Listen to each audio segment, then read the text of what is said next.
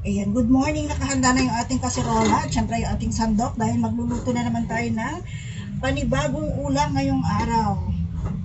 At ang ating lulutuin ay nilagang baboy. Ayan, umpisa na natin ang ating pagluluto. Unahin natin ang bawang. Padaliin natin yung ating pagluluto. Wala nang marami pang sat-sat. Yan, umpisa na natin. Ating bang sibuyas.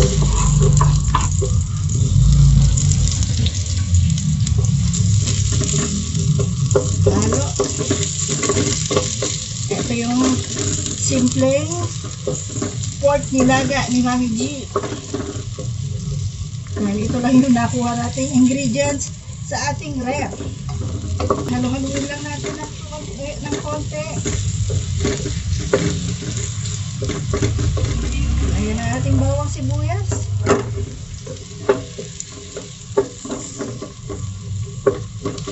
Yan, simplehan na lang muna natin yung ating pagluluto ng pork nilaga. At syempre, pag nagisa na natin yan, ilagay na natin yung ating pork. Ayan yung ating pork. Halo.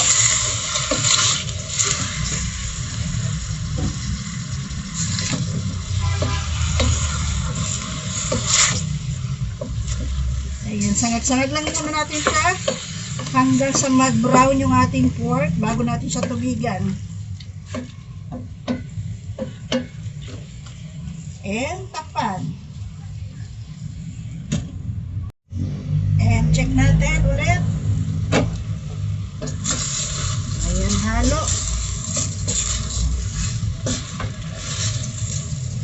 And pwede na natin itong lagyan ng ibang ingredients tulad nitong ating paminta para manuot na sa pork yung ang lasa ng ating mga spices at kung ano-ano pa. At syempre yung ating patis.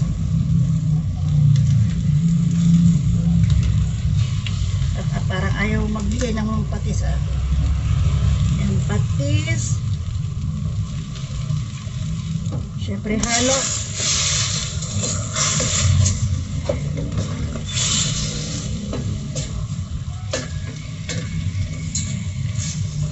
At syempre, lagyan na natin ng tubig para palambutin yung ating pork. Tubig.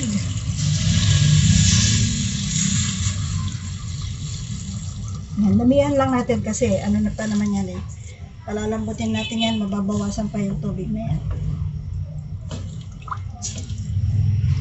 At iwanan muna natin yan. Takpan ulit natin at babalikan na lang natin yan maya-maya. Takpan. At tingnan natin. Ayan, kumukulo na siya. Lalagyan ko siya ngayon ng pork cubes para mas malasa yung ating sabaw. Isa lang yung nilagay natin. Haluin. At syempre takpan natin para lumambot na yung palambutin yung ating pork. At i-ready ko naman yung kanyang gulay. And check na natin kung malambot na yung ating pork.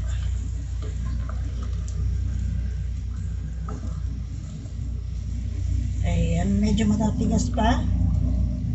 At kumunti na yung tubig kaya kailangan nating dagdagan ng tubig. Pero bago ang lahat, ilalagay ko muna yung ating patatas. Yung ating potato. Para sabay na sila sa paglambot. Yan, napakadaling lutuin lang nito. Alam niyo po ba itong recipe na to? Isa sa una kong natutunan na lutuin nung bago pa lang kami magsama ng asawa ko. Kasi napakadali lang naman talaga niya lutuin.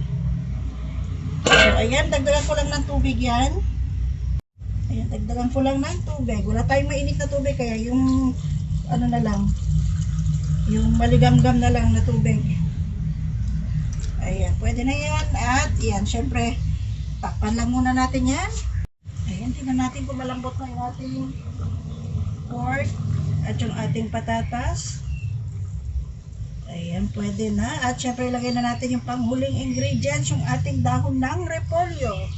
Dahon ng repolyo. Kamayin ko na lang para para mas mabilis. Ito yung medyo marami-rami yung ating nilagay na repolyo. Ayan, hindi lang kasimple yung ating ingredients ngayon kasi ito lang yung nakuha natin sa ref. Kaya simpleng ano lang to. Simpleng pork nilaga.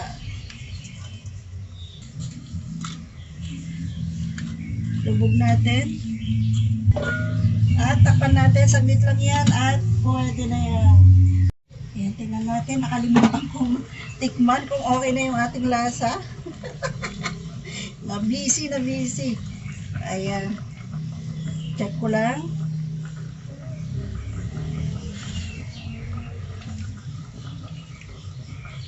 Lagyan natin ng konting asin. I forgot.